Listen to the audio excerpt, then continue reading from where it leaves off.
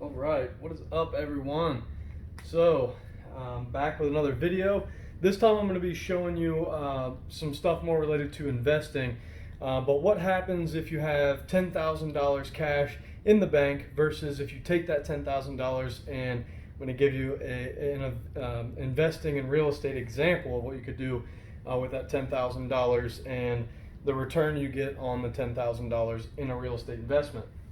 So this works out pretty well, especially if you're somebody looking to house hack, you're looking to get in your first property and you've got some money and you don't really know what to do with it. So let's say you have $10,000 in the bank, right? If we think about inflation and the money's just sitting there, right? So as you go through the year, at the end of that 12 months, if we're using 3% as a standard for the annual inflation rate, $300 of buying power was just lost on that $10,000, which isn't much, but still you're losing out on $300. There's another example, something else you can do with the $10,000 that's going to give you a gain instead of a loss, right? And not only a gain, but a significant gain.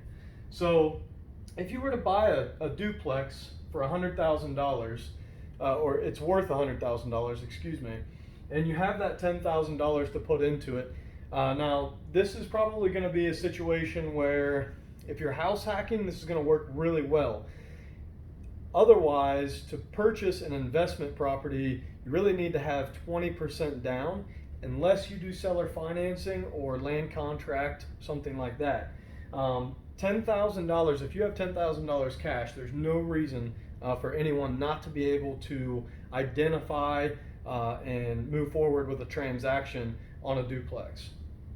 So you just have to get creative and find one.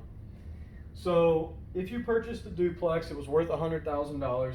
If we think about inflation and appreciation, and again, if we're using those same numbers, right? So if it appreciates at 3%, that gives you a total appreciation of $3,000 over the course of the year.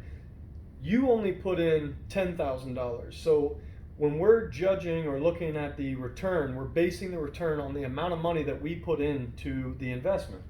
So that 3% turns into $3,000. But that's on the total value of the property. You've only put in $10,000. That gives you a return of 30% right off the rip, 30% return.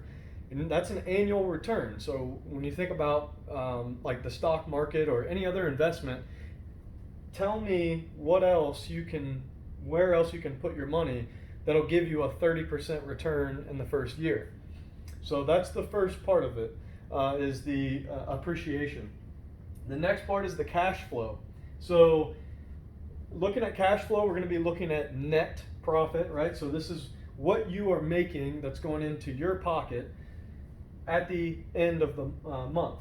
So if we did $100 per unit, which is very, very reasonable, on the properties that I purchase, I always shoot for at least $200 net profit on each property at the end of the month. So $100 per unit, definitely doable. So if you look at that, that's $2,400 a year, right? So $2,400 a year. Thinking back again on your initial investment of $10,000, that's 24%. Again, name another investment vehicle that'll give you even 24%. So not only have we gotten 30%, now we've gotten 24% from the cash flow. Depreciation is another very important thing. Some videos to come on depreciation because it's super important. I don't fully understand it very well, so definitely will be putting out some information as I learn. But for anyone who's looking to invest, depreciation is very, very important. So if we look at the land, and the way that it works is the depreciation, the way that it works is they split up the land value from the building value. Typically a 90-10 split, 90 being the building value, so 90% of the total value being the building value, 10% of the total value being the land value. So if we look at it that way, we're looking at $90,000 to the building value, right?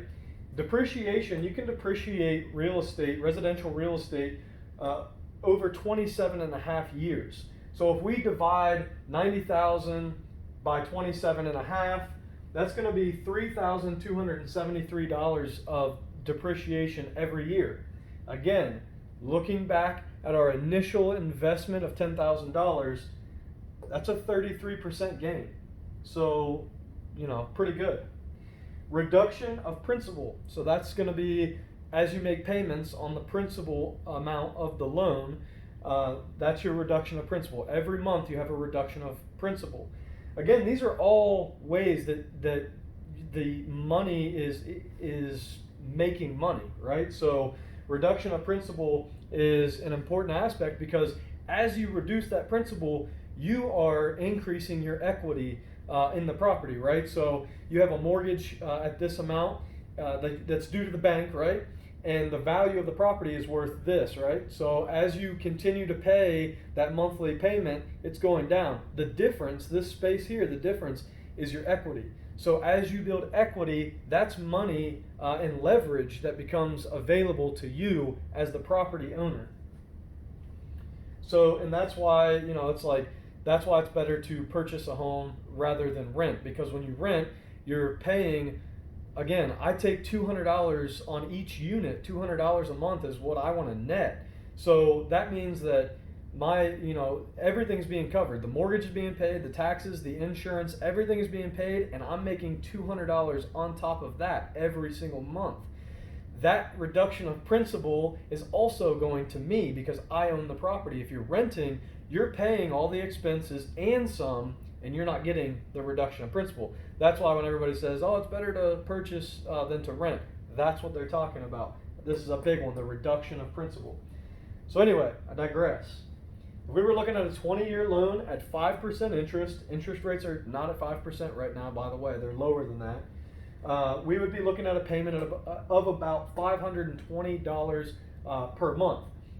So if you look at the reduction over the entire year, right, it's about $270. And again, on that $10,000 investment, you're looking at, I messed this up.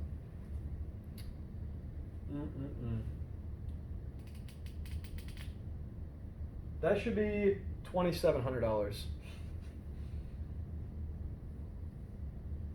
Sorry. And I'm not editing it out. So $2,700, 27%. So leave it in the bank. Inflation is going to take away $300 of your buying power from that $10,000 you have sitting. Invest it in a duplex. Purchase something roughly $10,000. I made the math easy here. Inflation is going to give you a return of 30%. Cash flow is going to give you a return of 24%. Depreciation is giving you a return of 33%. And the reduction of principal gives you a return of 27%. So that's pretty good. That's a really, really good investment. That's what?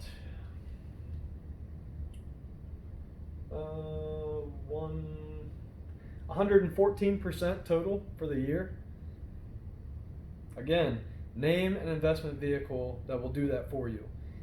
Buy real estate, call me, we'll get you set up on something, okay? But this is the power of real estate investing. And I've seen these commercials on YouTube recently, and they're like, real estate and stock market is dead.